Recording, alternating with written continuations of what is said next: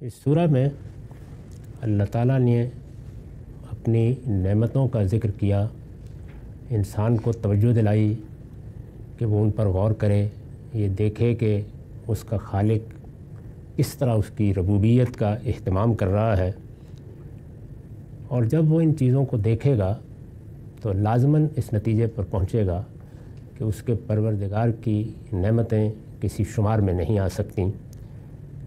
انسان اگر اس کے باوجود یہ جسارت کرے کہ وہ اللہ کے شریک ٹھہرائے تو یہ بڑی بے انصافی اور بڑے ناشکرے پن کی بات ہے۔ اس کے بعد اب ابراہیم علیہ السلام کے ساتھ مخاطبین کے تعلق کو پیش نظر رکھ کر بعض تاریخی حقائق کی طرف توجہ دلائی ہے۔ میں یہ بارہا عرض کر چکا ہوں کہ قرآن مجید کی مختلف صورتوں کی اگر تحلیل کریں تو بالعموم یہ طریقہ اختیار کیا جاتا ہے کہ جب انفس و آفاق سے استدلال پیش کر دیا جائے اور مخاطب اس پر توجہ کرنے کے لیے تیار نہ ہو تو اتمام حجت کے لیے پھر اس کی مسلمہ تاریخ کو بھی استدلال کے طور پر پیش کیا جاتا ہے۔ اس لحاظ سے قرآن مجید میں استدلال یا ریزننگ کی جو صورتیں اختیار کی جاتی ہیں وہ عام طور پر یہ تین ہی ہوتی ہیں، یعنی انفسی دلائل، آفاقی دلائل اور تاریخی دلائل۔ انسان کے باطن میں جو حقائق ودیت ہیں ان سے استدلال کیا جائے تو یہ انفسی استدلال ہوگا، اور اس کے گرد و پیش کی دنیا سے استدلال کیا جائے کائنات سے، کائنات میں اللہ تعالیٰ کے تصرفات سے، تو یہ آفاقی استدلال ہوگا، اور جو تاریخ میں واقعات پیش آتے ہیں ان کو بنائے استدلال بنایا جائے تو پھر یہ تاریخی استدلال کہے۔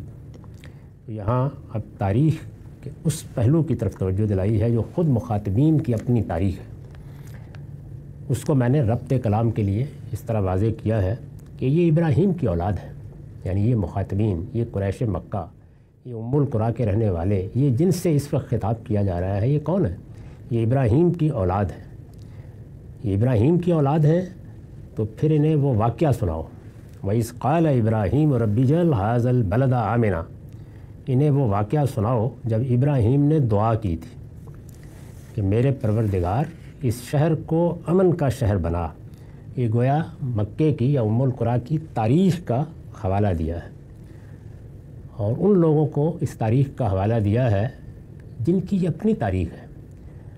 ابراہیم علیہ السلام ان کے ابو الآباء ہیں، وہ انہی کے صاحبزادے اسماعیل علیہ السلام کی اولاد ہیں۔ ابراہیم علیہ السلام نے جب ان لوگوں کو یہاں آ کے آباد کیا تو وہ خود مذہبی تاریخ کا ایک غیر معمولی واقعہ ہے۔ میں یہ عرض کر چکا ہوں کہ اللہ تعالیٰ نے انسانوں کی ہدایت کا جو اہتمام کیا ہے اس کے 3 درجات ہیں۔ پہلا درجہ الہام فطرت کا ہے، انسان کو پیدا کیا گیا، اس کے نفس کو سنوارا گیا، اس کی ایک خاص ساخت بنائی گئی۔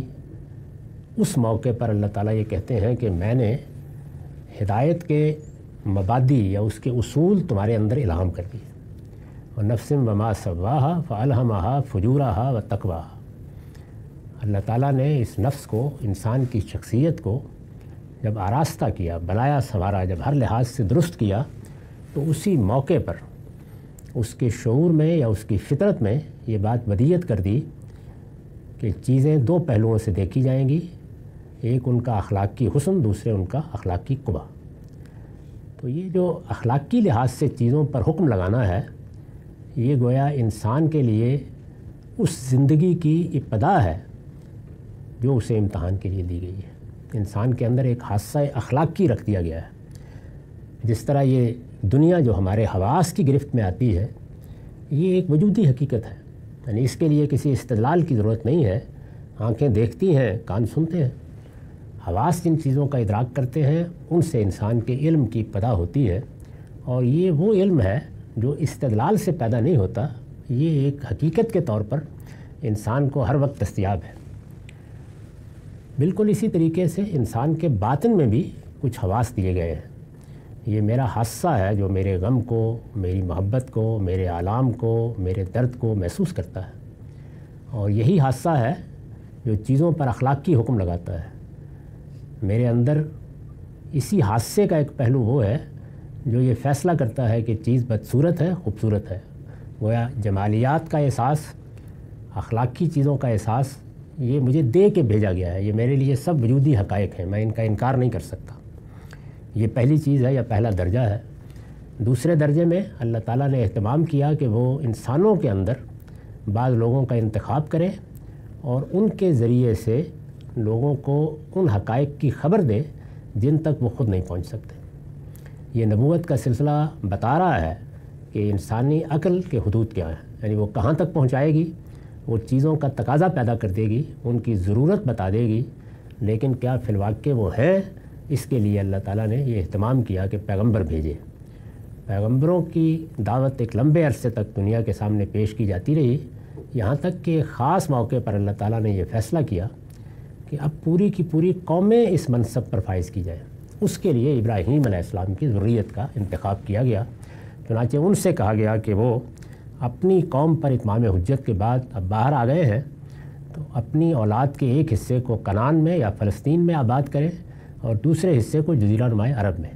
اس طرح دنیا کے وسط میں اللہ تعالیٰ نے دو علاقوں کو اپنے لیے خاص کر لیا، یعنی جزیرہ نماء عرب کو اور فلسطین کو۔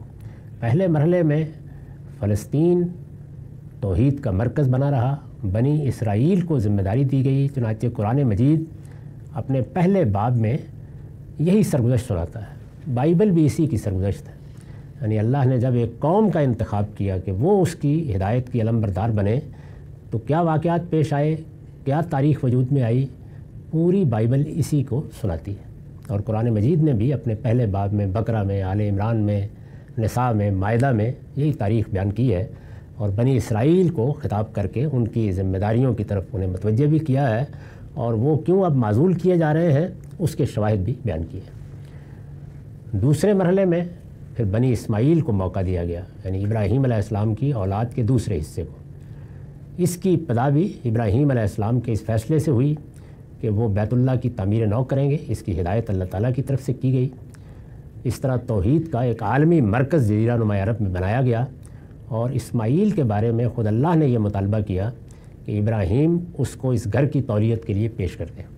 چنانچہ اسماعیل علیہ السلام کو انہوں نے وہاں آباد کیا، اسی جگہ وہ بیاہے گئے اور اس طرح ایک امت کی پدا ہوئی جزیرہ نماء عرب میں، جس کے بارے میں یہ فیصلہ تھا کہ جب بنی اسرائیل اپنی ذمہ داریوں سے سبکدوش کر دیے جائیں گے تو پھر یہ امت اس مقصد کے لیے اٹھائی جائے گی۔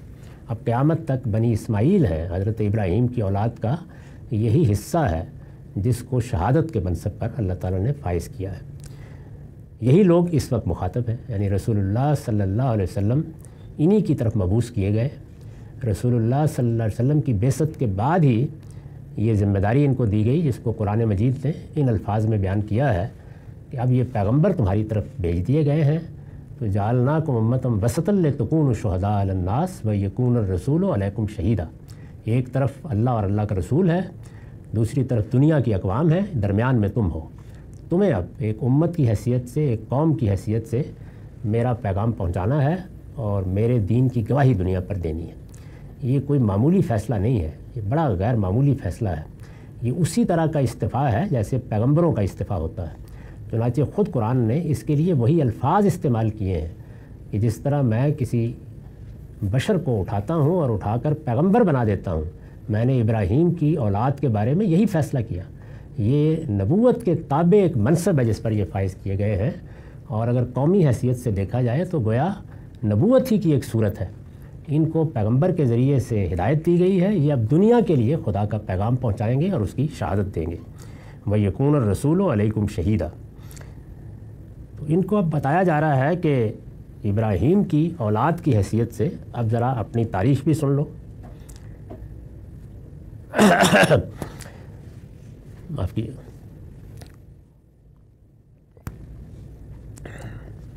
اس تاریخ کے مختلف پہلو ہیں جو بقرہ میں بھی زیر بحث آئے ہیں، حج میں بھی زیر بحث آئے ہیں۔ یہاں پر اس دعا کا حوالہ دیا ہے جو ابراہیم علیہ السلام نے ان لوگوں کو یہاں آباد کرتے ہوئے کی تھی۔ میں نے لکھا ہے کہ آگے کی آیتوں سے واضح ہے کہ یہ دعا اس وقت کی گئی جب حضرت ابراہیم نے اپنے بیٹے اسماعیل علیہ السلام اور ان کی والدہ کو سرزمین مکے میں لا کر بسایا ہے، یعنی جو آگے دعا آ رہی ہے یہ دعا خود دعا سے واضح ہے کہ اس وقت کی گئی جب وہ ان کو وہاں آباد کر رہے تھے۔ اللہ تعالیٰ نے حکم دیا کہ اس گھر کی تولیت کے لیے ہم اسماعیل کو مانگ رہے ہیں۔ یہ حکم ایک رویا کی صورت میں دیا گیا، یعنی ابراہیم علیہ السلام نے خواب میں دیکھا، جیسے کہ قرآن کی دوسری صورتوں میں بیان ہوا ہے کہ میں اسماعیل کو ذبح کر رہا ہوں۔ ظاہر ہے یہ خواب تھا، اور خواب یا رویا محتاج تعبیر ہوتے ہیں۔ انسان جب کوئی چیز خواب میں دیکھتا ہے تو ایسا بھی ہوتا ہے کہ واقعے کو واقعی کے طور پر دکھا دیا جائے۔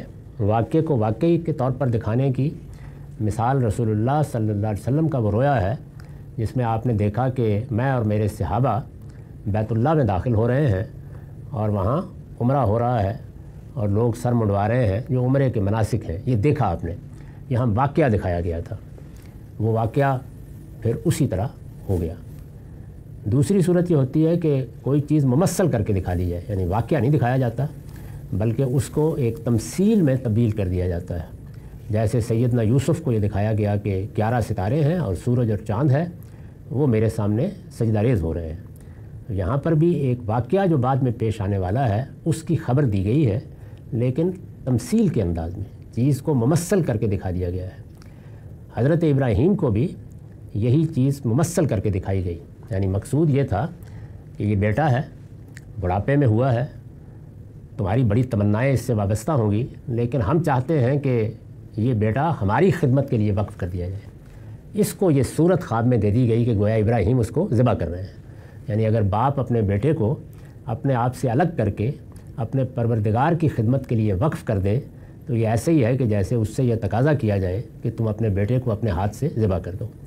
یہ حقیقت ابراہیم علیہ السلام کو ایک تمثیل کی صورت میں دکھائی گئی۔ جب یہ تمثیل کی صورت میں دکھائی گئی اور رویا میں دکھائی گئی تو اس میں دونوں چیزیں ہو سکتی تھیں۔ ایک یہ کہ ابراہیم علیہ السلام اس کی تعبیر کریں اور تعبیر کر کے جس چیز کو صحیح سمجھیں اس کے لحاظ سے عمل کریں۔ اللہ تعالیٰ نے رویا دکھایا ہے، وہ پیغمبر ہیں، اگر تعبیر صحیح ہوگی تو تصویب ہو جائے گی، ورنہ غلطی واضح ہو جائے گی۔ دوسری چیز یہ تھی کہ وہ بین ہی اس پر عمل کرنے کے لیے تیار ہو جائیں، کوئی تعبیر نہ کریں۔ اس میں یہ اندیشہ نہیں تھا کہ تعبیر کی غلطی واضح ہوگی، بلکہ دونوں چیزیں بالکل واضح تھیں۔ اگر اللہ کا منشا یہی ہے تو اللہ کے حکم پر عمل ہوگا اور ابراہیم ایک بڑے امتحان میں کامیاب ہو جائیں گے، اور اگر اللہ کا منشا یہ نہیں ہے تو اللہ تعالیٰ اسے نہیں ہونے دیں گے۔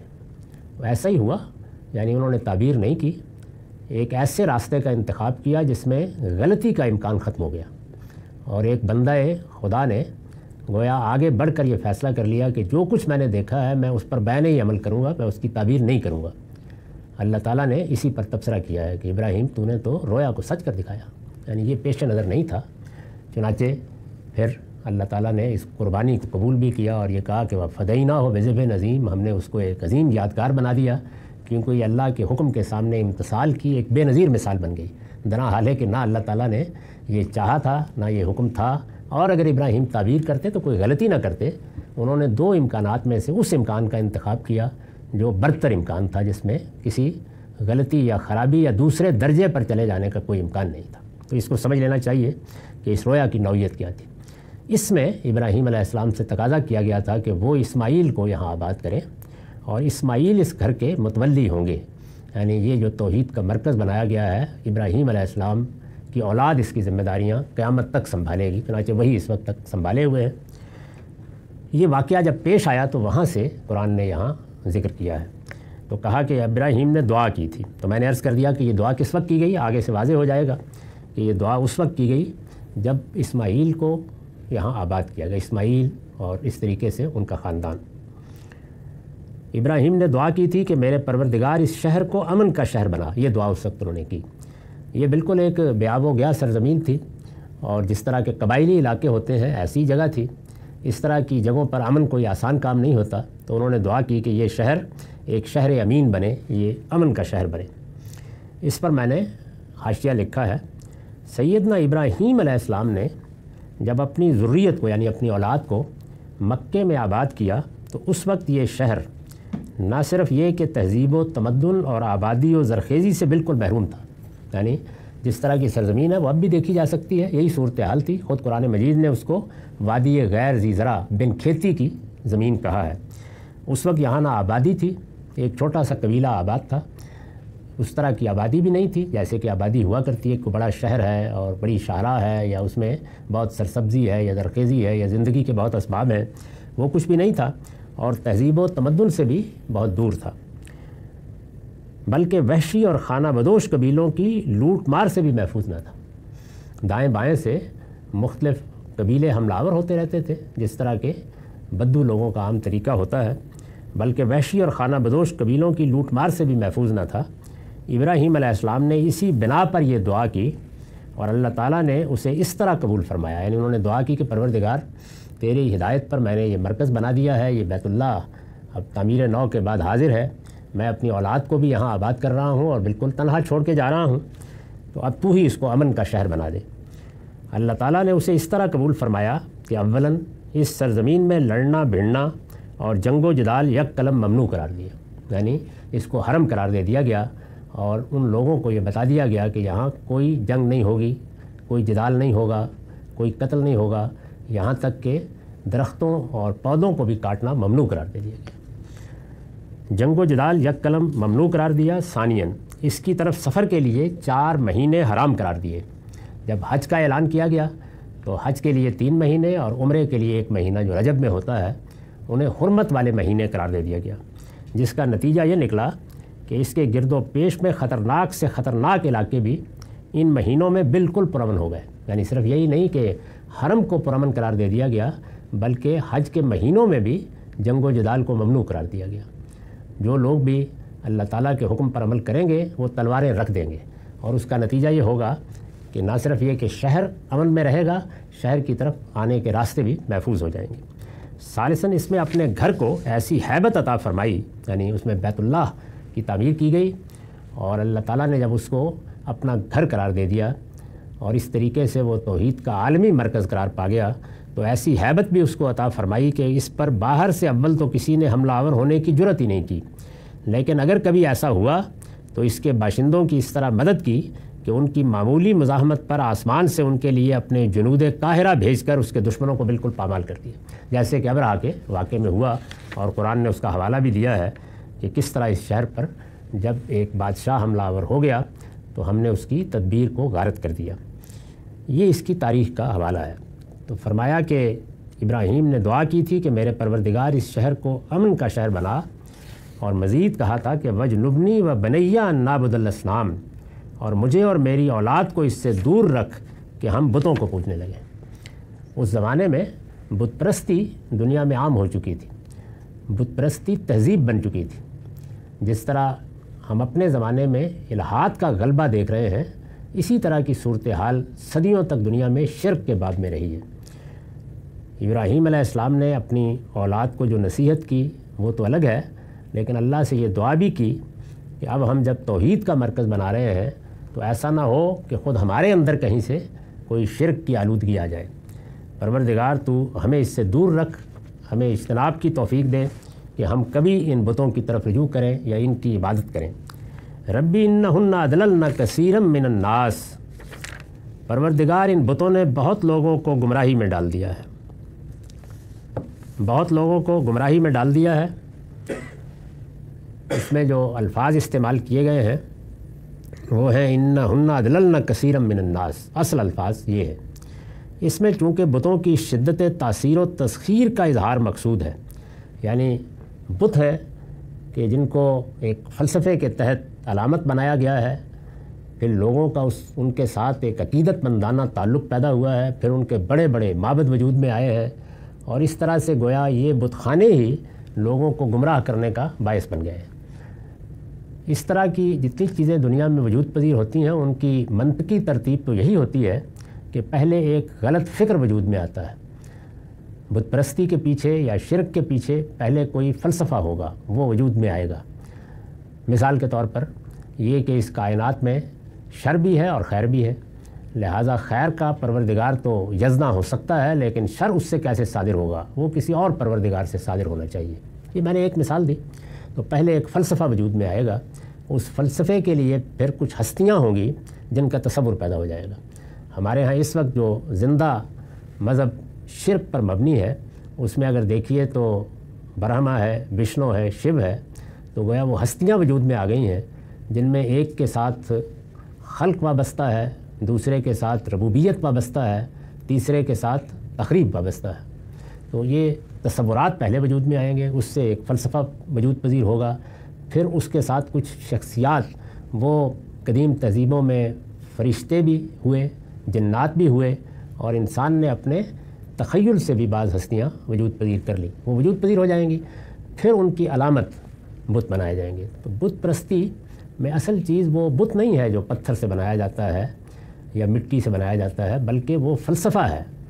اس فلسفے سے کوئی چیز پیدا ہوتی ہے، پھر وہ اوہام پر مبنی ہستیاں انسانی تصور میں پیدا ہوتی ہیں، پھر ان کی علامتیں بتوں کی صورت میں بنائی جاتی ہیں۔ تو یہاں وہ جو علامت ہے وہ زیر بحث ہے، تو اس میں ساری ضمیریں اس کے لحاظ سے اور افعال آ گئے ہیں، اور ایسے لگتا ہے کہ جیسے بت کوئی ذوی العقول چیزیں ہیں، یعنی خود کوئی گمراہ کر رہے ہیں۔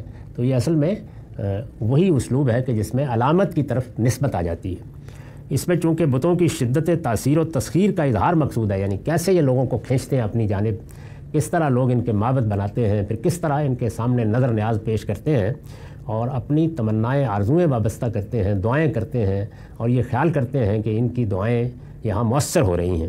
تو یہ جو تاثیر اور تسخیر کی شدت ہے، یہ چونکہ نظر آتی ہے تو اسی کی طرف افعال کو منسوب کر دیا ہے، اس لیے ضمیریں اور افعال وہ آ گئے ہیں جو ذوی العقول کے لیے استعمال ہوتے ہیں۔ تو ابراہیم علیہ السلام نے جب یہ دعا کی کہ پروردگار انہن اضللن کثیرا من الناس، پروردگار ان بتوں نے بہت لوگوں کو گمراہی میں ڈال دیا ہے۔ اس سے پہلے انہوں نے جب دعا کرتے وقت اپنا ذکر کیا تھا تو اپنے ساتھ بیٹوں کا ذکر کیا، بنیا۔ عربی زبان میں یہ لفظ بیٹوں ہی کے لیے آتا ہے، اور اس میں بھی شبہ نہیں کہ ان کی اولاد کے بارے میں جو معلومات ہیں وہ یہی ہے کہ ایک اسماعیل تھے، ایک اسحاق تھے، ایک اور کا بھی ذکر آتا ہے۔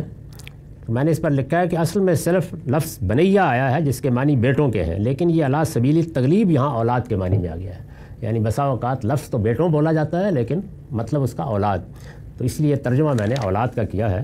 اور مجھے اور میری اولاد کو اس سے دور رکھ کہ ہم بتوں کو پوجنے لگیں، پروردگار ان بتوں نے بہت لوگوں کو گمراہی میں ڈال دیا ہے۔ فمن تبعنی فإنہ منی ومن عصانی فإنک غفور الرحیم، یہ میری اولاد کو بھی گمراہ کر سکتے ہیں، یعنی ہم بھی انسانی ہیں، اس وقت ان کا غلبہ ہے اور چاروں طرف گویا غلبہ قائم ہو گیا ہے، اس لیے جو ان میں سے میری پیروی کرے وہ تو میرا ہے، اور جس نے میری بات نہیں مانی اس کا معاملہ تیرے حوالے ہے، پھر تو بخشنے والا ہے۔ ان آیتوں میں سیدنا ابراہیم کی دعا منقول ہے۔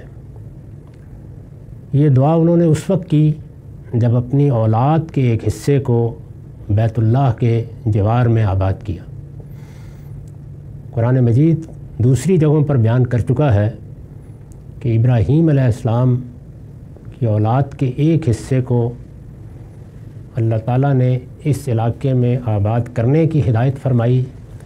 یہاں جو حرم موجود تھا اس کی تعمیر نو کے لیے ارشاد فرمایا۔ اللہ تعالیٰ کے اس حکم کو سامنے رکھ کر ابراہیم علیہ السلام نے اس گھر کو بھی آباد کیا اور اپنے بیٹے اسماعیل کو یہاں اس مقصد کے لیے آباد کیا کہ وہ اس گھر کے متولی بنے، اس گھر کی نگہداشت، اس گھر کو اللہ کی عبادت کے لیے خاص رکھنا، یہ اب ان کی ذمہ داری ہوگی۔ قیامت تک کے لیے وہی اس گھر کی تولیت کے منصب پر فائز ہوں گے۔ یہ گھر توحید کا مرکز ہے اور اس سرزمین کو اللہ تعالیٰ نے اپنے لیے خاص کر لیا ہے۔ قرآن مجید سے بھی یہ بات معلوم ہوتی ہے اور بائبل سے بھی کہ جب اللہ تعالیٰ کسی جگہ کو، کسی علاقے کو اپنے لیے خاص کر لیتے ہیں تو اس کے لیے لفظ تقدیس استعمال ہوتا ہے۔ چنانچہ فلسطین کی سرزمین کو بھی قرآن مجید کی سورہ مائدہ میں الارض المقدسہ کہا گیا، وہ سرزمین جو اللہ نے اپنے لیے خاص کر لی، اور سرزمین عرب کی بھی یہی حیثیت ہے، وہ قیامت تک کے لیے اللہ کے لیے خاص ہو چکی ہے، وہاں یہ گھر آباد کیا گیا۔ اس سورہ کے مخاطبین چونکہ بنی اسماعیل ہیں، ابراہیم علیہ السلام کی اولاد ہی ہے جو نسلاً بعد نسلاً وہاں آباد ہے، رسالت مآب صلی اللہ علیہ وسلم انہی میں مبعوث کیے گئے ہیں، ان کو اب دعوت دی جا رہی ہے، قرآن مجید کی مکیات کے زیادہ تر وہی مخاطب ہیں، ان سے تقاضا کیا جا رہا ہے کہ وہ اپنی اصلاح کریں، اپنی اصل کو پہچانیں، جس ذمہ داری پر وہ فائز کیے گئے تھے اس کا شعور تازہ کریں، اور اب قیامت تک اس کی ذمہ داریاں ادا کرنے کے لیے اس ہدایت کو قبول کریں جو محمد الرسول اللہ صلی اللہ علیہ وسلم کے ذریعے سے انہیں دی گئی ہے۔ یہ پس منظر ہے، اس میں اب یہ دعا نقل ہو رہی ہے، اور میں عرض کر چکا کہ یہ اس وقت کی دعا ہے جب وہ اپنی اولاد کو وہاں آباد کر رہے ہیں۔ اس کا کچھ حصہ ہم نے پڑھ لیا تھا، یہ یہاں سے شروع ہوتی ہے۔ یہ ابراہیم کی اولاد ہے، یعنی پیچھے سے بات کا ربط یہ ہے، یہ ابراہیم کی اولاد ہے، انہیں وہ واقعہ سناؤ جب ابراہیم نے دعا کی تھی کہ میرے پروردگار اس شہر کو امن کا شہر بنا اور مجھے اور میری اولاد کو اس سے دور رکھ کے ہم بتوں کو پوجنے لگے۔ پروردگار، ان بتوں نے بہت لوگوں کو گمراہی میں ڈال دیا ہے، یہ میری اولاد کو بھی گمراہ کر سکتے ہیں، اس لیے جو ان میں سے میری پیروی کرے وہ تو میرا ہے، اور جس نے میری بات نہیں مانی اس کا معاملہ تیرے حوالے ہے، پھر تو بخشنے والا ہے، تیری شفقت ابدی۔ یہاں سے یہ دعا شروع ہوتی ہے۔ اس میں وہ یہ بتا رہے ہیں کہ یہ ایک خدائی مشن ہے جس کے لیے میں نے یہ گھر آباد کیا ہے، یہاں اپنی اولاد کو لا بسایا ہے، ایک بڑی ذمہ داری ہے جس کے لیے میری اولاد کا اور میرا استعفیٰ ہوا ہے، لیکن یہ بات اس استعفیٰ کے موقع پر، اس انتخاب کے موقع پر واضح کر دی گئی تھی کہ اللہ تعالیٰ کے جو کچھ بھی وعدے ہیں وہ تمہاری اولاد میں سے ان لوگوں کے ساتھ ہیں جو ایمان اور عمل صالح پر قائم رہے۔ اس میں یہ الفاظ ہیں کہ لا ینال عہد الظالمین، میں نے جو وعدہ بھی کیا ہے اس کا ان لوگوں سے کوئی تعلق نہیں ہوگا جو تیری اولاد میں سے ظلم کا راستہ اختیار کر لیں۔ ظلم کے بارے میں عرض کر چکا ہوں کہ قرآن مجید میں یہ لفظ دو معنی میں استعمال ہوتا ہے، ایک ظالم لنفسہ ہی کے معنی میں اور ایک ظالم لغیرہ ہی کے معنی میں، یعنی انسان دوسروں پر ظلم کرتا ہے، اس سے ہم سب واقف ہیں۔ انسان اپنے آپ پر ظلم کرتا ہے، جب اپنے آپ پر ظلم کا ذکر ہوتا ہے اور اس میں بھی یہی لفظ استعمال کیا جاتا ہے تو اس سے زیادہ تر وہ چیزیں مراد ہوتی ہیں جو انسان کے لیے قیامت میں سخت مواخذے کا باعث بن جائیں گی، جیسے شرک ہے۔ جو آدمی یہاں علانیہ شرک کا ارتکاب کرتا ہے وہ اپنی جان پر ظلم ڈھاتا ہے، اس لیے کہ موت کے بعد جب وہ اٹھایا جائے گا تو ایک دردناک عذاب اس کا منتظر ہوگا۔ اسی طرح کا معاملہ اس کے نیچے قتل و قتال اور بدکاری وغیرہ کے جرائم کے ساتھ ہے۔ تو انہوں نے اس موقع پر یہ دعا کرتے ہوئے اس حقیقت کو واضح کیا ہے کہ جو ان میں سے میری بات پر قائم رہیں گے، میری پیروی کریں گے، میں جانتا ہوں کہ تیرے سارے وعدے بھی انہی کے لیے ہیں۔ البتہ کسی سے کوئی خطا ہوتی ہے، کوئی غلطی ہوتی ہے تو پھر اس کا معاملہ تیرے حوالے ہے، اور یہ ایک بہت ہی لطیف اسلوب میں ان کے لیے عفو و درگزر کی درخواست ہے جو انہوں نے آخر میں کی۔ ذرا سنیے، فرمایا ہے کہ اور جس نے میری بات نہیں مانی اس کا معاملہ تیرے حوالے ہے، پھر تو بخشنے والا ہے، تیری شفقت ابدی ہے۔ فَإِنَّكَ غَفُورٌ رحیم۔ ابراہیم علیہ السلام کا مزاج یہی تھا۔ ابراہیم علیہ السلام کے بارے میں خود قرآن مجید نے یہ بتایا ہے کہ وہ عذاب اور سزا پر آسانی سے راضی ہونے والے نہیں تھے۔ انہوں نے قوم لوط کے معاملے میں بھی مجادلہ کر ڈالا۔ اس موقع پر بھی اللہ تعالیٰ نے داد دی ہے کہ ابراہیم بڑا ہی درد مند اور بڑا ہی خیر خواہ تھا۔ رسالت مآب صلی اللہ علیہ وسلم کی طبیعت بھی اس معاملے میں ابراہیمی طبیعت ہے، چنانچہ مختلف موقعوں پر اس طبیعت کا ظہور ہوا ہے۔ آپ بھی آسانی کے ساتھ آمادہ نہیں ہوتے کہ کسی کو کوئی سزا دی جائے، بلکہ کسی شخص کے لیے اگر عذر تلاش کر سکے تو وہی کرتے ہیں، اور کوشش یہی ہوتی ہے کہ لوگوں کے لیے معافی کی صورت نکل آئے۔ تو یہ مزاج طبیعت انبیاء علیہ السلام کے ہاں بھی نمایاں ہو جاتا ہے۔ تو یہاں انہوں نے یہی کیا ہے کہ ایک طرح سے یہ بتا دیا ہے کہ پروردگار، میری اولاد میں جو لوگ میرے راستے کو چھوڑ دیں گے ان کے بارے میں میں کچھ کہتا تو نہیں، لیکن تو بخشنے والا ہے، تو کرم فرمانے والا ہے، تیری شفقت ابدی ہے۔ اس کے بعد یہ دعا آگے بڑھتی ہے اور کہتے ہیں کہ ربنا انی اسکنت من ذریتی بواد غیر ذی زرع عند بیتک المحرم، اے ہمارے پروردگار، میں نے اپنی کچھ اولاد کو تیرے حرمت والے گھر کے پاس ایک بن کھیتی کی وادی میں لا بسایا ہے، یعنی یہ تیرا حرمت والا گھر ہے، تو نے اس کو بیت اللہ قرار دیا ہے، یہ تیرے دین کا عالمی مرکز ہے۔ میں یہاں اپنے بچوں کو آباد کر رہا ہوں، اپنی اولاد کے ایک حصے کو آباد کر رہا ہوں۔ ایک باپ کے جو کچھ احساسات اپنی اولاد یا اپنے بچوں کے بارے میں ہو سکتے ہیں اس کا اندازہ کیا جا سکتا ہے۔ یہاں ख़ास طور پر اس کا ذکر کرنے کی وجہ یہ ہے کہ وہ یہ کہتے ہیں کہ یہ گھر تو تیرا ہے اور تیری حرمت والا گھر ہے، تو نے اس کو بڑی عزت بخشی ہے، لیکن یہ تیرا انتخاب ہے کہ جگہ ایسی ہے جو وادی غیر ذی زرع ہے، یعنی جس میں زندگی کے ساز و سامان نہیں ہے۔ زندگی کے ساز و سامان یہی ہوتے ہیں کہ ہریالی ہے، درخت ہیں، پھل ہیں، تو انسان اگر کچھ بھی میسر نہ ہو تو گزارا کر لیتا ہے، لیکن چٹیل میدان ہے یا چٹانیں ہیں یا پہاڑ ہیں یا وادی ہے، اس میں کہیں دور دور تک کوئی سبزہ، کوئی رویدگی بھی نظر نہیں آتی، تو اس کو انہوں نے یہاں پہ وادن غیر ذی زرع سے تعبیر کیا ہے، یعنی یہ بن کھیتی کی زمین ہے، یہاں میں نے آباد کر دیا ہے، تیرا انتخاب ہے، تو نے اسی سرزمین کو پسند فرمایا کہ یہاں اپنی عبادت کا یہ عالمی مرکز بنائے، اس کی میں تعمیر کر رہا ہوں، اور اب تیرے ہی ایما پر اپنی اولاد کو، اپنے بچوں کو یہاں آباد کر رہا ہوں۔ یہ ایما کس طرح ہوا وہ الگ سے بیان ہوا ہے، اور دوسری صورتوں میں تفصیلات کے ساتھ زیر بحث بھی آئے گا کہ سیدنا ابراہیم علیہ السلام نے ایک رویا دیکھا، اور اس میں وہ یہ بیان کرتے ہیں کہ میں نے یہ دیکھا ہے کہ میں اپنے بیٹے اسماعیل کو ذبح کر رہا ہوں۔ اس طرح کی ایک بن کھیتی کی سرزمین میں اولاد کو اپنے آپ سے الگ کر کے اگر چھوڑنے کے لیے ہدایت کی جائے تو یہ گویا ذبح ہے، یعنی بچوں کو انہوں نے سپرد کر دیا اللہ تعالیٰ کے۔ ذبح نظر کی تمثیل ہے، اور اصلاً اللہ تعالیٰ کا یہی مطالبہ بھی تھا کہ ابراہیم اپنے بیٹے اسماعیل کو ہمارے لیے نظر کر دیں۔ یہ نظر تھی جس کو اس صورت میں دکھایا گیا، ممثل کر کے دکھایا گیا۔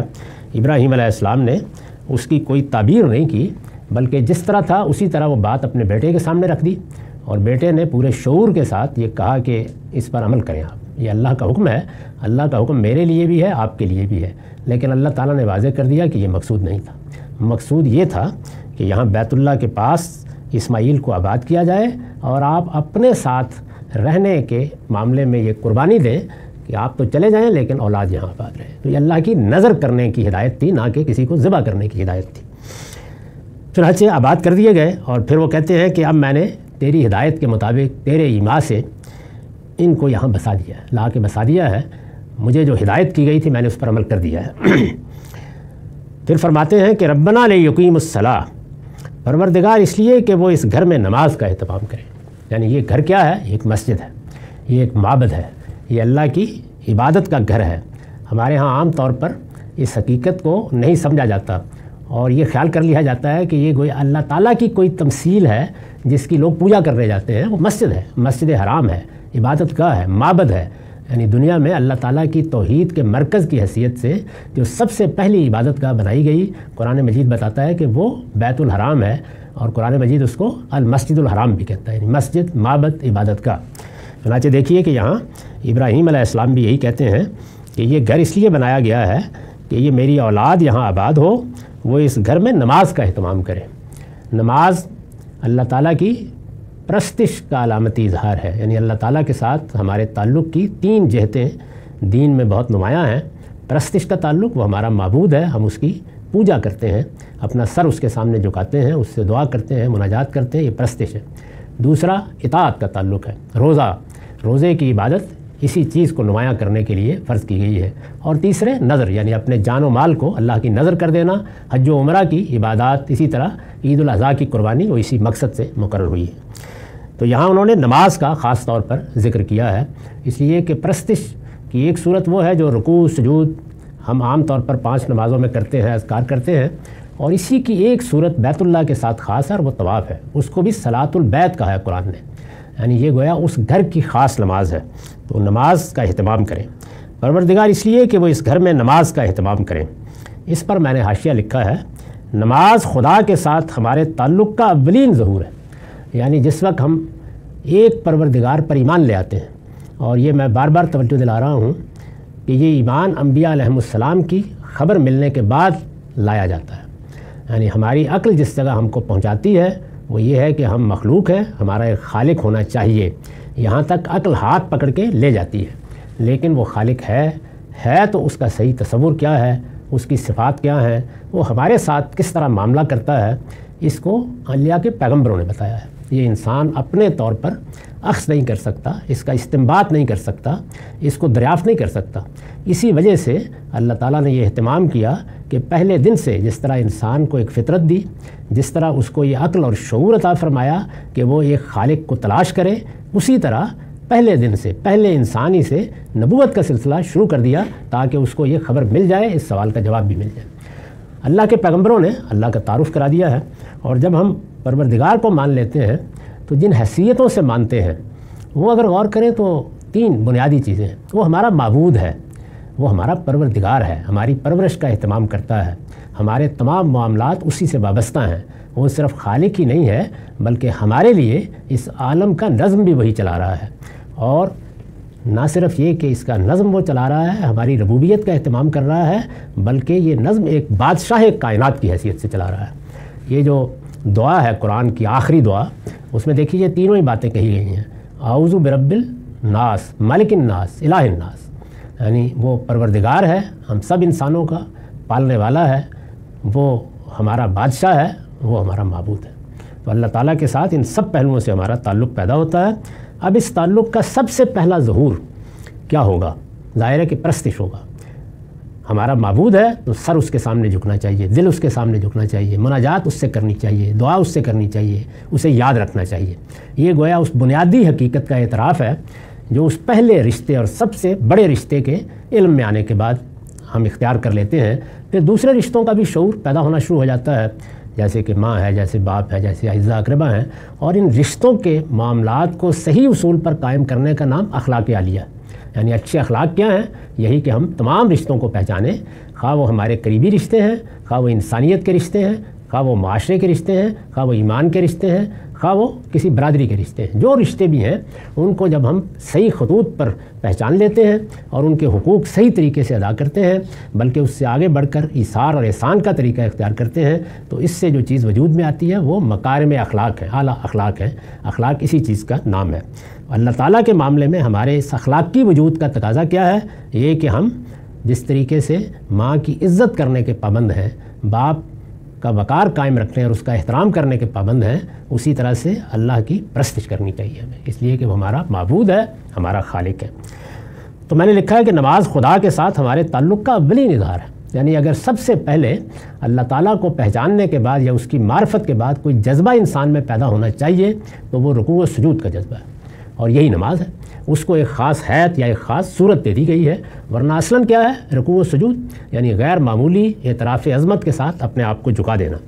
اس میں یہ تقاضا کیا گیا ہے کہ صرف سر اور کمر ہی کو نہیں جھکنا چاہیے بلکہ دل کو بھی خدا کے سامنے جھک جانا چاہیے۔ نماز خدا کے ساتھ ہمارے تعلق کا اولین ظہور ہے، باقی تمام چیزیں اسی سے پیدا ہوتی ہیں۔ یعنی جب ہم نے اللہ کو مان لیا، اس کی معرفت حاصل کر لی، تو پہلی چیز کیا ہوگی؟ ہم اس کو معبود مان کر اپنے آپ کو اس کے سپرد کر دیں، اپنے آپ کو جھکا دیں۔ اپنے آپ کو جھکا دینا، اپنے آپ کو سپرد کر دینا، یہ سبمیشن ہے جس کو عربی زبان میں اسلام کہتے ہیں۔ اسلام کے معنی یہ ہے، یعنی اپنے آپ کو خدا کے سپرد کر دینا۔ یہی مطلب ہے اس جملے کا جو سیدنا ابراہیم کی زبان سے نکلا تھا کہ اسلمت لرب العالمین، پروردگار میں نے اپنے آپ کو تیرے سپرد کر دیا۔ تو یہ سپرد کر دینا، اس کے لیے جو علامتی اظہار ہے وہ سب سے پہلے نماز کی صورت میں ہوتا ہے۔ باقی تمام چیزیں اسی سے پیدا ہوتی ہیں، یعنی جب اللہ کے سامنے جھک گئے تو اب اس کا حکم آئے گا تو مانیں گے، اس کی ہدایت کے مطابق زندگی بسر کریں گے، تو اس سے گویا باقی سب چیزیں پیدا ہوتی ہیں۔ چنانچہ ابراہیم علیہ السلام نے یہاں اسی کا ذکر کیا ہے۔ یہی سبب ہے کہ دین میں اس سے ابتدا کی گئی ہے۔ یہ توحید کے نتیجے میں یا توحید پر ایمان کے نتیجے میں جو سب سے پہلا عمل پیدا ہونا چاہیے وہ ہے نماز۔ تو یہاں سے دین شروع ہوتا ہے۔ چنانچہ ابراہیم علیہ السلام نے یہاں اسی کا ذکر کیا ہے۔ وہ اس حقیقت کو خوب جانتے تھے کہ اگر نماز اپنی صحیح روح کے ساتھ قائم رہے گی، صحیح روح کے ساتھ، یعنی وہ اگر محض رسم بن گئی ہے تو پھر تو ہر چیز برباد ہو جاتی ہے، لیکن اگر نماز اپنی صحیح روح کے ساتھ قائم رہے گی تو دین کی کوئی چیز بھی ضائع نہیں ہوگی۔ اگر کوئی شخص 5 وقت اپنے سب کام چھوڑ کر اٹھتا ہے اور اٹھ کر اپنے پروردگار کے سامنے سجدہ ریز ہو جاتا ہے اور شعور کے ساتھ ہوتا ہے، تو پھر یہ باور نہیں کیا جا سکتا کہ وہ لوگوں کے حقوق تلف کرے گا، لوگوں سے بے انصافی کرے گا، کسی کے ساتھ ظلم کرے گا، ان کے حقوق ادا کرنے سے گریز کرے گا، عدل نہیں کرے گا یا قائم بالقسط نہیں رہے گا۔ یہ پھر مانا نہیں جا سکتا۔ یہ البتہ الگ بات ہے کہ وہ رسم بن گئی اس کی زندگی میں اور اس نے آ کے کہیں سر جھکا دیا ایک رسم کے طور پر، اور اس کے کوئی اثرات زندگی میں نظر نہیں آتے، ورنہ صحیح روح کے ساتھ اگر 5 وقت بندہ اپنے پروردگار کی بارگاہ میں حاضر ہوتا ہے تو یہ اتنی غیر معمولی چیز ہے کہ یہ اس کو کبھی اس حقیقت کو فراموش نہیں کرنے دیتی کہ تم خدا کے بندے ہو اور تمہیں خدا کا بندہ بن کر رہنا ہے اور خدا کے بندے کی حیثیت ہی سے زندگی بسر کر کے دنیا سے رخصت ہونا ہے۔ تو نماز اپنی صحیح روح کے ساتھ قائم رہے گی تو دین کی کوئی چیز بھی ضائع نہیں ہوگی، بلکہ یہی نماز ہر چیز کو قائم رکھنے کا ذریعہ بن جائے گی۔ یعنی جب انسان فجر کی نماز پڑھنے کے بعد نکلے گا تو ظاہر ہے کہ دنیا کی سرگرمیاں اور دنیا کی مصروفیتیں بھلا دیتی ہیں، لیکن ظہر پھر یاد دلائے گی، عصر پھر یاد دلائے گی، مغرب پھر یاد دلائے گی۔ اسی لیے شب و روز میں ہر تغیر اور ہر تبدیلی پر ایک نماز فرض کی گئی ہے۔ چند لمحوں کے لیے آؤ اپنے پروردگار کو یاد کرو۔ انسان غور کرے تو یہ اتنا غیر معمولی اہتمام ہے جس سے انسان خدا کو یاد رکھ سکتا ہے، اور جس کو خدا یاد رہے اور خدا اس کے فکر کا اور اس کے عمل کا حصہ بن جائے، بس وہی سچا مومن ہے۔ تو انہوں نے دعا کی کہ پروردگار اس گھر کو یہ نماز سے آباد رکھیں، اس میں اس کا اہتمام کریں۔ وہ چونکہ ایک وادی غیر ذی زرع میں ایک اجنبی سرزمین میں آباد کر رہے ہیں، یہاں پہلے سے ان کا خاندان نہیں ہے، وہاں کچھ اور قبائل آباد ہیں۔ عام طور پر بیان کیا جاتا ہے تاریخ میں کہ بنی جرہم کے قبائل تھے جو وہاں آباد تھے، ان لوگوں کے اندر آباد کر رہے ہیں، اور یہاں رہیں گے تو گرد و پیش میں جو لوگ دیہات میں بستے ہیں یا دور دراز علاقوں سے آتے جاتے ہیں وہ سب ظاہر ہے کہ ان کو ہدف بنا سکتے ہیں۔ تو انہوں نے دعا کی کہ پروردگار یہ نماز کا اہتمام کریں، اور فجعل افئدۃ من الناس تہوی الیہم، سو تو لوگوں کے دل ان کی طرف مائل کر دیں۔ یعنی یہ لوگ جو یہاں بستے ہیں یا اس بیت اللہ کے گرد و نواح میں آباد ہیں، اس کے ماحول میں ہوں گے، ان سب کے دل ان کی طرف مائل کر دیں۔ اور وارزقھم من الثمرات لعلہم یشکرون، اور انہیں پھلوں کی روزی عطا فرما اس لیے کہ وہ تیرا شکر ادا کریں۔ یہ انہوں نے گویا اپنی اولاد کے لیے دنیا میں کیا چاہتے ہیں، امن کی دعا کی، روزی کی دعا کی۔ یہی دو چیزیں ہیں جس پر انسان کی زندگی کا انحصار ہے۔ باقی سب چیزیں تو انسان کے لیے زینت کی چیزیں ہیں، مل گئیں نہیں ملی نہ صحیح، لیکن ان دو چیزوں کے بغیر زندگی نہیں بسر ہو سکتی۔ امن حاصل ہو اور دوسرے روزی حاصل ہو، کیونکہ یہ ناگزیر ضرورتیں ہیں۔ تو انہوں نے کہا کہ لوگوں کے دلوں کو ان کی طرف مائل کر دے اور انہیں پھلوں کی روزی عطا فرما اس لیے کہ وہ تیرا شکر ادا کریں۔ اس پر میں نے لکھا ہے یہ دعا بھی، یہ جو دعا کا حصہ ہے، یہ دعا بھی اس طرح پوری ہوئی کہ حج و عمرہ کی وجہ سے لوگوں کا رجوع اس سرزمین کی طرف بہت بڑھ گیا۔ ایک معبد بنایا گیا، ایک مسجد بنائی گئی، اور پھر اس میں حج اور عمرہ کی عبادت مقرر کر دی گئی، اس کے مناسک سکھا دیے گئے۔ یہ سیدنا اسماعیلی کے زمانے سے جاری ہو گئے۔ عمرہ کے لیے لوگ ہر وقت آتے رہتے تھے، حج کے لیے کچھ ایام مقرر کر دیے گئے، اور حرام مہینے بھی متعین ہو گئے۔ تو آہستہ آہستہ لوگوں کا رجوع اس سرزمین کی طرف ہونے لگا اور بہت بڑھ گیا۔ اس سے تجارت اور کاروبار کو فروغ ہوگا، یعنی لوگوں ہی کے آنے سے شہر آباد ہوتے ہیں اور ان چیزوں کو فروغ حاصل ہوتا ہے۔ باہر سے ہر قسم کی چیزیں اس شہر کے بازاروں میں پہنچنے لگیں، لوگ آنے لگے تو تجارت کرنے کے لیے چیزیں بھی لانے لگے۔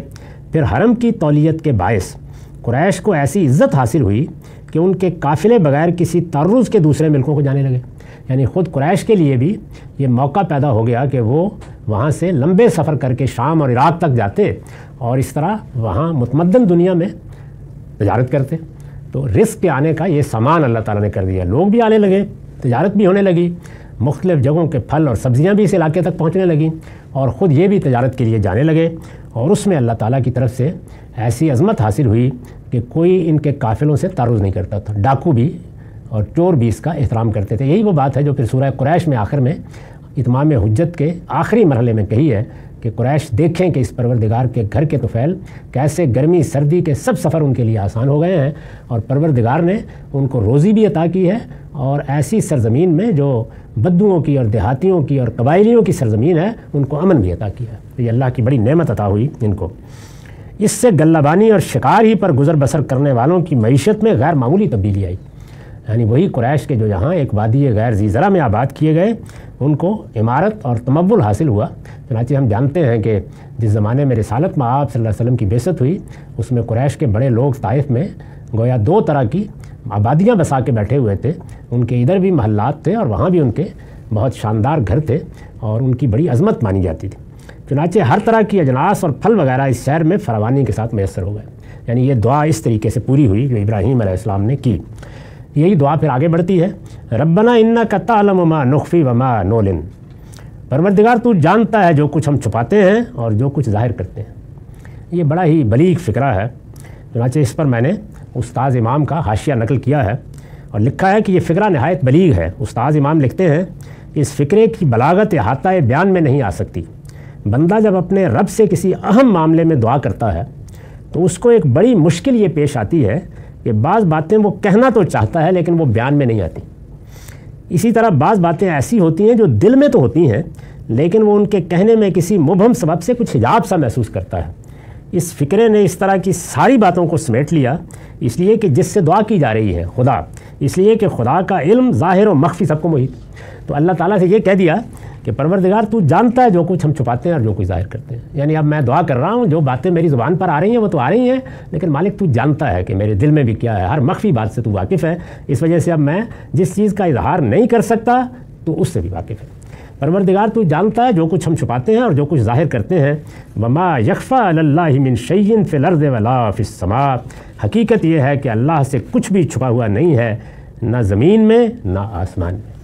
یہ دعا ہے جو انہوں نے اس موقع پر کی۔ ابھی یہ دعا ختم نہیں ہوئی، اس کا کچھ حصہ اور نہایت اہم حصہ بھی باقی ہے۔ ابراہیم علیہ السلام نے جب اپنی اولاد کو بیت اللہ کی تولیت کے لیے جزیرہ نماء عرب میں آباد کیا تو اس موقع پر ایک دعا کی، وہ دعا زیر بحث ہے۔ دعا جس سیاق میں آئی ہے اس کی میں وضاحت کر چکا ہوں۔ سورہ کے مخاطبین قریش ہیں، انہیں انفس و آفاق کے دلائل دینے کے بعد اب یہ بتایا جا رہا ہے کہ تم کس خانوادے سے تعلق رکھتے ہو، تمہاری تاریخ کیا ہے، یہاں کس لیے آباد کیے گئے تھے، کس نے آباد کیا تھا۔ اس وقت تمہارے ابو الآباء ابراہیم نے جب تمہیں آباد کیا تھا تو ان کے پیش نظر کیا چیزیں تھیں؟ کیا یہی شرک تھا جس کی سرپرستی کے لیے تم یہاں آباد کیے گئے تھے؟ یہ کوئی مشرکین کی عبادت گاہ تھی جس کی تولیت تمہارے سپرد کی گئی تھی؟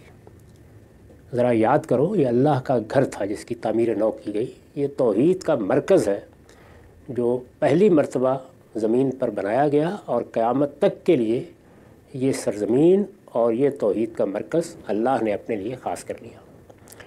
اس کی اس تاریخ کو یاد رکھو اور اللہ تعالیٰ کے ان انعامات کو یاد رکھو جو اس نے تم پر کیے۔ میں نے عرض کیا تھا کہ یہاں یہ بات دعا کے اسلوب میں آئی ہے۔ قرآن مجید کے بالکل آخر میں جا کر جب قرآن کا آخری باب اپنے خاتمے کو پہنچا ہے تو وہاں قریش کا نام لے کر یہی حقائق بتائے گئے، لإیلاف قریش ایلافہم رحلۃ الشتاء والصیف۔ تو وہاں یہی چیزیں ہیں جن کا حوالہ دے کر یہ بتایا گیا ہے کہ یہ گھر جس پروردگار کا گھر ہے اس نے تمہیں کیا نعمتیں دی ہیں، اور وہ سب اس گھر کے طفیل دی گئی ہیں، اور تمہاری حیثیت کیا ہے۔ یہ پس منظر ہے جس میں ابراہیم علیہ السلام کی یہ دعا نقل ہوئی ہے۔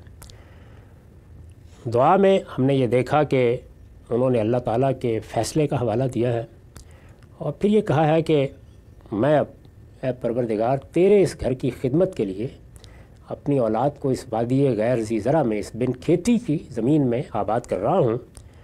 اب تو ہی ان کو رزق دینے والا ہے۔ اس علاقے میں جو کچھ خطرات ان کو لاحق ہو سکتے ہیں ان سے بچانے کے لیے، ان سے حفاظت کے لیے لوگوں کے دل تو ہی ان کی طرف مائل کر سکتا ہے۔ ان کے لیے میں یہ توقع رکھتا ہوں کہ وہ تیرے شکر گزار ہوں گے۔ اس کے سوا وہ سب چیزیں جو میں الفاظ میں شاید بیان نہ کر سکوں، پروردگار تو ان کو جانتا ہے۔ تو یہاں تک دعا ہم پڑھ چکے ہیں۔ اس کے بعد وہ فرماتے ہیں کہ الحمدللہ الذی وہب لی علی الکبر اسماعیل و اسحاق ان ربی لسمیع الدعا۔ پیغمبروں کی جتنی دعائیں بھی میں نے دیکھی ہیں جو خاص خاص موقعوں پر کی گئی ہیں، ایک تو عمومی نوعیت کی دعائیں ہیں، صبح کر لی، شام کر لی، اٹھتے بیٹھتے۔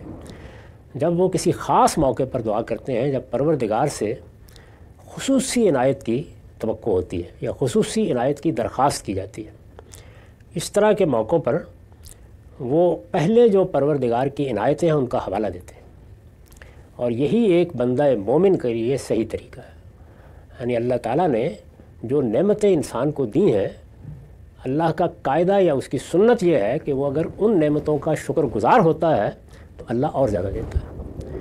یعنی جب مجھے پروردگار نے حیات جیسی نعمت بخشی، شعور عطا فرمایا، ابدیت کا مجھ سے وعدہ کیا، یہ اتنی بڑی نعمتیں ہیں کہ اگر انسان تھوڑ دلا نہ ہو جائے تو اس کا رواں رواں ان کا شکر گزار ہوتا ہے۔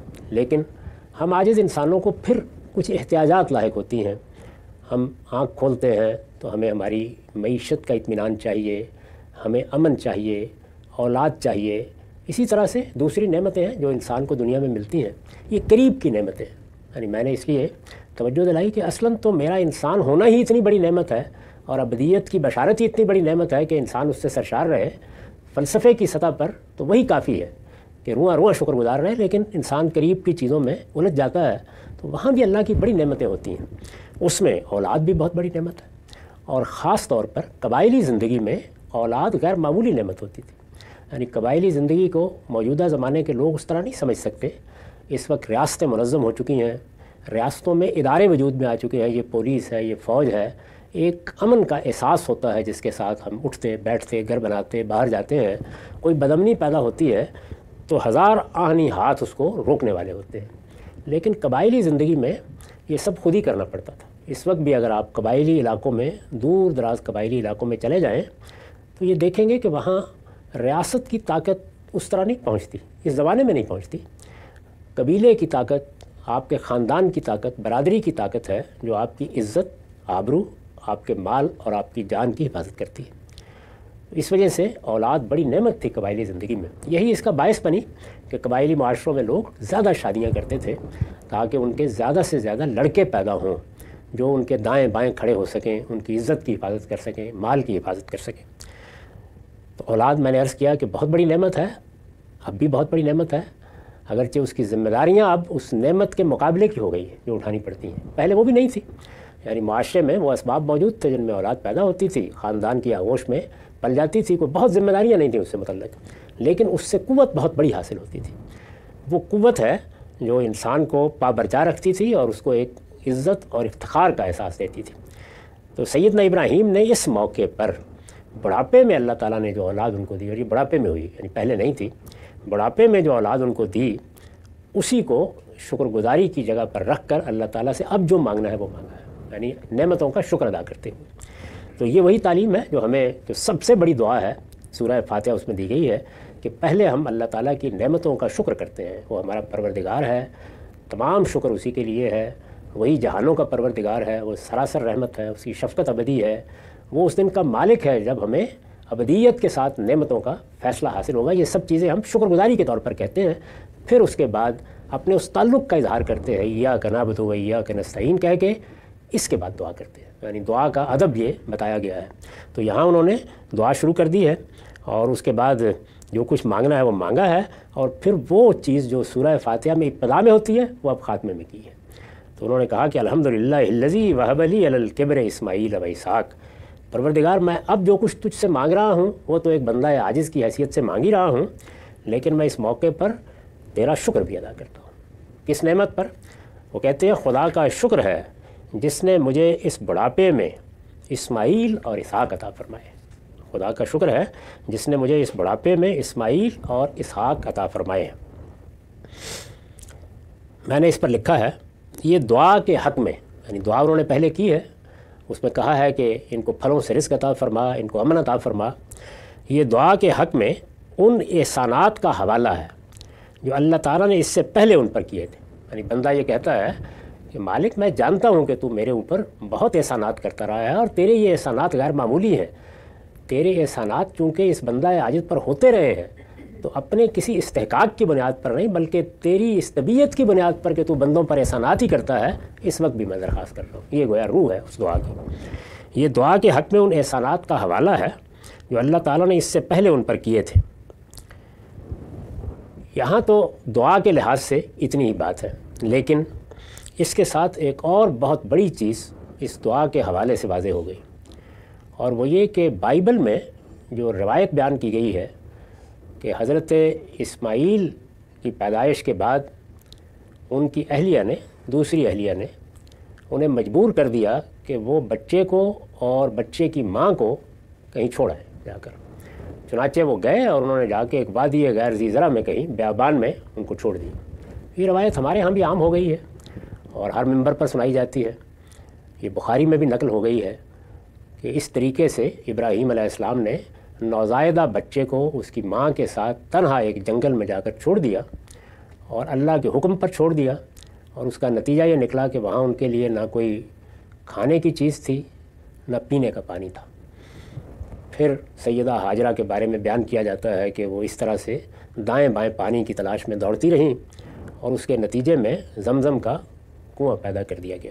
یہ عام روایت ہے، بیان کی جاتی ہے۔ یہ قرآن مجید نے پوری قوت کے ساتھ اس کی تردید کر دی ہے، صاف صاف طریقے سے بتا دیا ہے کہ ایسا کچھ نہیں ہوا۔ ابراہیم اور اسماعیل یہاں کس موقع پر آباد کیے گئے؟ جب اسحاق پیدا ہو چکے تھے۔ یہ واضح کر دیا ہے خود اس دعا کے الفاظ نے۔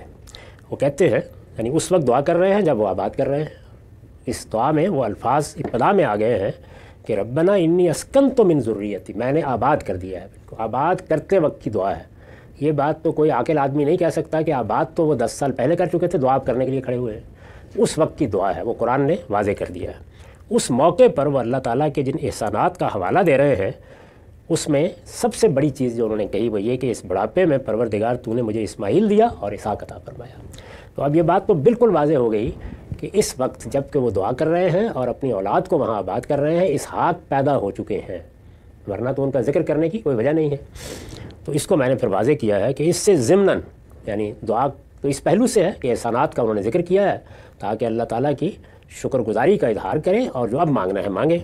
اس سے ضمناً یہ بات بھی پوری قطعیت کے ساتھ واضح ہو جاتی ہے کہ حضرت ابراہیم نے اسماعیل علیہ السلام اور ان کی والدہ کو ان کی پیدائش کے بعد نہیں بلکہ اس وقت مکے کی وادی غیر ذی زرع میں لا کر بسایا جب اسماعیل علیہ السلام کے واقعہ قربانی کے بعد اسحاق علیہ السلام بھی پیدا ہو چکے تھے۔ اسحاق علیہ السلام کے بارے میں قرآن نے دوسری جگہ واضح کر دیا ہے کہ جب قربانی کا واقعہ پیش آیا، اور قربانی کے واقعے کے بارے میں یہ واضح کر دیا ہے کہ اسماعیل نہ صرف یہ کہ اس وقت باشعور ہو چکے تھے بلکہ ابراہیم علیہ السلام نے اپنے ارادہ قربانی کو ان کے سامنے پیش کیا اور انہوں نے اس کی منظوری دی، اس کے بعد وہ ان کو لے کر گئے اس معاملے کے لیے۔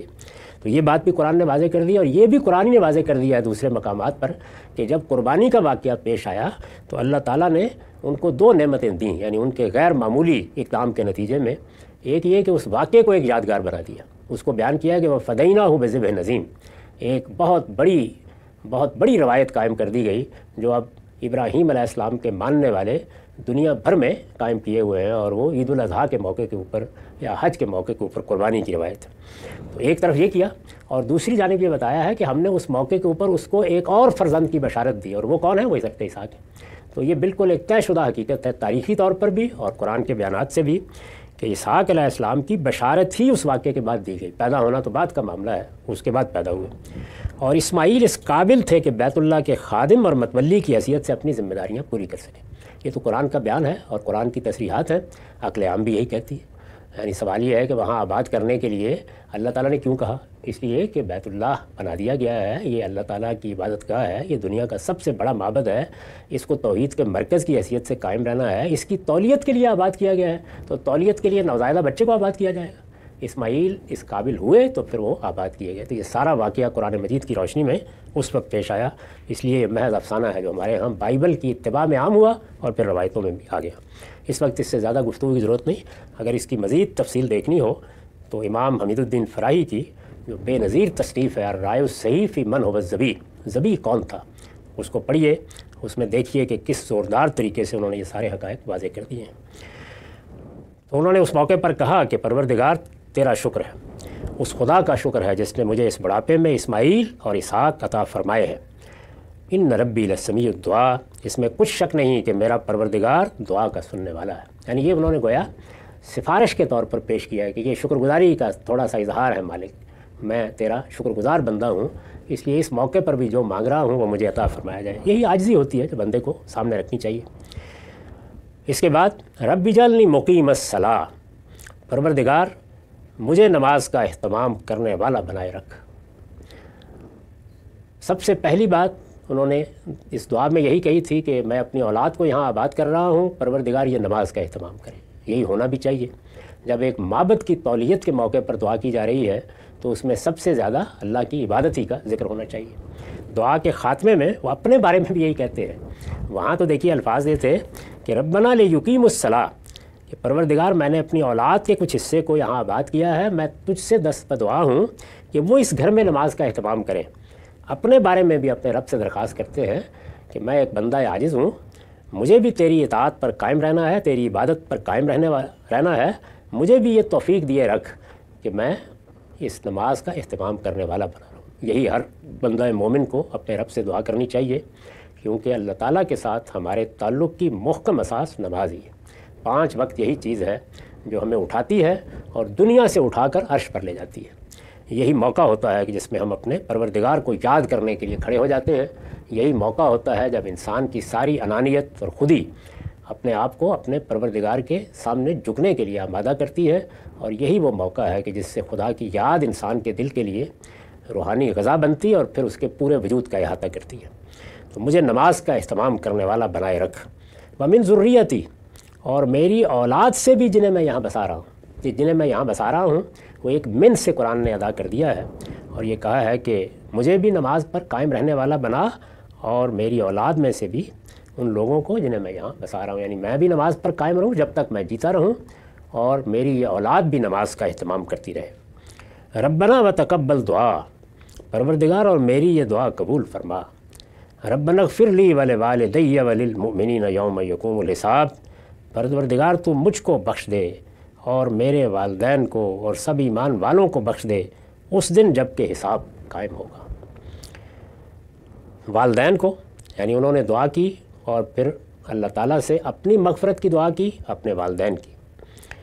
اس پر میں نے حاشیہ لکھا ہے، لفظ والدین بتا رہا ہے کہ حضرت ابراہیم علیہ السلام نے اس دعا میں اپنے والد آزر کو بھی شامل کیا ہے، یعنی والدین کے لیے دعا مانگتے وقت وہ اگرچہ وہاں سے آ چکے ہیں، اپنی قوم کو چھوڑ کر آ چکے ہیں، اور قوم پر جس طرح کہ سورہ توبہ میں صراحت ہے عذاب آ گیا ہے، لیکن وہ اپنے والد سے وعدہ کر کے آئے تھے کہ میری بات تو آپ نے نہیں مانی اور میں اب چھوڑ کے جا بھی رہا ہوں، میں اپنے پروردگار کی طرف ہجرت کر رہا ہوں، لیکن میں آپ کے لیے مغفرت کی دعا ضرور کرتا رہوں گا۔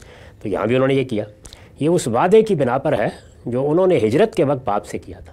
وہ قرآن نے نقل کیا ہے، اس کے الفاظ یہ ہیں کہ ساستغفر لک ربی، میں آپ کے لیے اب اپنے پروردگار سے بخشش کی دعا کروں گا۔ میں یہاں تو نہیں بچا سکا آپ کو، عذاب آ گیا، اللہ کا فیصلہ صادر ہو گیا، لیکن اپنے رب سے ضرور درخواست کروں گا جو میرا آپ کے ساتھ تعلق ہے، آپ میری پیدائش کا ذریعہ بنے ہیں، آپ نے میری پرورش کی ہے، آپ کا حق ہے کہ میں آپ کے لیے مغفرت کی دعا کروں، اللہ آگے آپ کو بخش دے، اس سزا پر اکتفا ہو جائے جو آپ کو دنیا میں مل گئی ہے۔ یہ ان کا مقصد تھا۔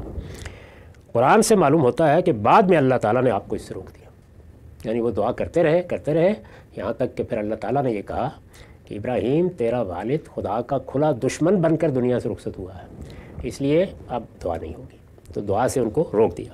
یہ دعا ظاہر ہے کہ اس ممانعت سے پہلے کی، اس سے یہ بھی واضح ہو گیا کہ اللہ تعالیٰ نے بہت بعد میں روکا ہے۔ میں جب اس چیز پر غور کرتا ہوں تو مجھے محسوس ہوتا ہے کہ ابراہیم علیہ السلام کی طبیعت میں جو غیر معمولی شفقت، نرمی اور کریم النفسی ہے، وہ باز نہیں آئے ہوں گے اور بار بار دعا کرتے رہے ہوں گے۔ یعنی اس موقع پر بھی یہ بڑا اہم موقع ہے، انہوں نے والدین کا ذکر کیا اور والد کا ذکر بھی کیا، تو اس لیے اللہ کو روکنا پڑا۔ اگر وہ بلا دیتے ہم جیسے کمزور انسانوں کی طرح تو شاید اس کی ضرورت پیش نہ آتی۔ روکنا اس لیے پڑا کہ پیغمبر کی دعا کوئی معمولی چیز نہیں ہوتی، اور پیغمبر بھی وہ جس کو دنیا کی امامت دی گئی ہے، یعنی جس کے بارے میں اللہ نے یہ فیصلہ سنایا ہے کہ میں نے انسانوں میں سے دنیا کی امامت کے لیے اس کا انتخاب کیا ہے اور اس کی اولاد کو منتخب کر لیا ہے کہ وہ اب نبوت کے لیے خاص رہے گی۔ اتنا بڑا شرف جس ہستی کو ملا ہو اس کی دعا معمولی نہیں ہوتی، تو اس لیے اللہ تعالیٰ نے روک دیا کہ ابراہیم اب بس معاملہ ختم ہو گیا، یہ اب میرے انصاف اور میرے قانون کے خلاف ہے کہ میں اس طرح کی کوئی دعا سنوں، تو اب یہ نہیں ہونی چاہیے۔ اور اس میں دلیل دی ہے جہاں روکا ہے کہ معاملہ یوں نہیں ہے کہ ایک گناہ گار ہے، خطا کار ہے، غلطی کر بیٹھا ہے، وہ خدا کا اسی طرح دشمن بن کے کھڑا ہوا ہے جس طرح ابلیس کھڑا ہے، تو اس لیے اب بس اس سے آگے نہیں۔ تو انہوں نے کہا کہ ربنا اغفر لی، پروردگار تو مجھ کو بخش دے اور میرے والدین کو اور سب ایمان والوں۔ یہی ایک بندہ مومن کا طریقہ ہے کہ وہ اپنی دعاؤں میں سب کو شامل کرتا ہے اس دن جب کہ حساب قائم ہوگا۔ بخشش کا موقع وہی ہے۔ اس پر بھی میں نے وضاحت کی ہے اور لکھا ہے کہ اس دعا میں، یعنی یہ آخری حصہ دعا کا خاص طور پر دیکھیے، ان ربی لسمیع الدعا، ربی جعلنی مقیم الصلاۃ، ربنا وتقبل دعا، ربنا اغفر لی ولوالدی، بار بار وہ یہ الفاظ دہراتے ہیں۔ اس دعا میں لفظ ربی یا ربنا بار بار دہرایا گیا ہے، اس کی وجہ کیا ہے؟ استاد امام لکھتے ہیں یوں بظاہر تو یہ ایک تکرار سی محسوس ہوتی ہے، یعنی بندہ ہے اپنے پروردگار سے دعا کر رہا ہے تو بار بار وہ یہ کہتے ہیں میرے پروردگار، ہمارے پروردگار، لیکن در حقیقت یہ چیز دعا کی خصوصیات بلکہ اس کے لوازم میں سے ہے۔ دعا کا اصل مزاج، یعنی جب دعا کرتا ہے آدمی تو دعا کی روح کیا ہے؟ دعا کا اصل مزاج تضرع، یعنی بندے کی طرف سے دعا ایسے نہیں ہونی چاہیے گویا پروردگار پر احسان جتا رہا ہے، عاجزی کے ساتھ دعا کی حقیقت اور دعا کے مزاج میں تضرع ہو، استمالت ہو، اپنے پروردگار کی رحمت کو، عنایت کو اپنی طرف مائل کرنے والے الفاظ اور مائل کرنے والی کیفیات ہوں۔ استغاثہ یعنی جس میں بندہ مدد مانگتا ہے، فریاد کرتا ہے، تو یہ چیز ہونی چاہیے، اور التجا و فریاد یہ دعا کے مزاج میں ہونا چاہیے۔ دعا کوئی پھینک مارنے کی چیز نہیں ہے، یہ بندے اور خدا کے تعلق کا آخری درجے میں اظہار ہے۔ اسی لیے رسول اللہ نے فرمایا کہ دعا مخ العبادہ، یہ عبادت کی روح ہے، عبادت کا مغز ہے۔ یہ چیز مقتضی ہوئی، یعنی یہ دعا کا مزاج تقاضا کرتا ہے کہ جس سے دعا کی جا رہی ہے اس کو بار بار متوجہ کیا جائے، یعنی یہ گویا اپنے عاجزانہ تعلق کو اس ہستی کے ساتھ وابستہ رکھنے کا اظہار ہے بار بار۔ جب بندہ خدا کو ربی، میرا رب، ربی عربی زبان میں مطلب ہوگا میرا رب، میرے رب، جب بندہ خدا کو ربی سے خطاب کرتا ہے تو وہ گویا اس لطف خاص کو، یعنی اس عنایت خاص کو، اس خصوصی مہربانی کو اپنی دعا کے حق میں سفارشی بناتا ہے جس کا تجربہ اسے خود ہے۔ اور جب اس کو ربنا سے خطاب کرتا ہے، ہمارے رب، تو وہ اس کے اس کرم عام کو، یعنی وہاں کیا ہے لطف خاص بندے کے لیے، اور یہاں کیا ہے اس کا عام کرم، اس کرم عام کو اپنی دعا کے حق میں سفارشی بناتا ہے جس کا مشاہدہ تمام خلق میں ہو رہا ہے۔ تو ربنا کہہ کر گویا اللہ تعالیٰ کا جو عام کرم اور عام عنایت پورے عالم پر ہو رہی ہے اس کو سفارش میں پیش کیا جاتا ہے۔ اور جب بندہ اپنے ساتھ تعلق کا اظہار کرتا ہے تو میرے رب، میرے پروردگار کہہ کرتا ہے۔ یہ تو اس دعا کے پہلو تھے۔ اب یہ دعا ختم ہو گئی، اس میں دعا کے آداب کیا ہیں، کس موقع پر کی گئی ہے، وہ وقت کتنا غیر معمولی ہے، فیصلہ کتنا غیر معمولی ہے، اس میں کیا حقائق تھے جو بیان کیے گئے، وہ سب قریش کے سامنے جو سورہ کے مخاطبین ہیں گویا در حدیث دیگرہ کے انداز میں آ گئے ہیں کہ تم یہ کر رہے ہو، یہ تمہارا باپ تھا، تمہارا ابو الآبا تھا، اس نے اس موقع کے اوپر ان تمناؤں اور ان آرزوؤں کے ساتھ، ان وعدوں کے ساتھ آباد کیا تھا۔ اس کی خواہش اور اس کی تمنا یہ تھی کہ تم سب صرف اس کی عبادت کرنے والے بن کر توحید کے اس مرکز کو آباد رکھو، اور ادھر تمہارا حال یہ ہے۔ یہ دعا ہے جس کو ہمارے ہاں بر صغیر میں علماء نے ہماری نمازوں میں اس طرح شامل کر دیا کہ لوگوں کا عمومی احساس یہ بن گیا ہے کہ یہی دعا ہے جو نماز کا حصہ ہے، درحال کہ ایسی کوئی بات نہیں ہے۔ دعا بہت اچھی ہے، بڑی جامع دعا ہے، اور بالکل صحیح انتخاب کیا انہوں نے۔ ہر آدمی عربی زبان میں بہت سی دعائیں نہیں کر سکتا، عام خیال یہ رہا کہ عربی زبان ہی میں قرآن میں دعا ہونی چاہیے، تو اس کا لحاظ کر کے اس دعا کا انتخاب کر لیا گیا۔ یہ اللہ کا انتخاب نہیں ہے، اللہ کے رسول کا انتخاب نہیں ہے۔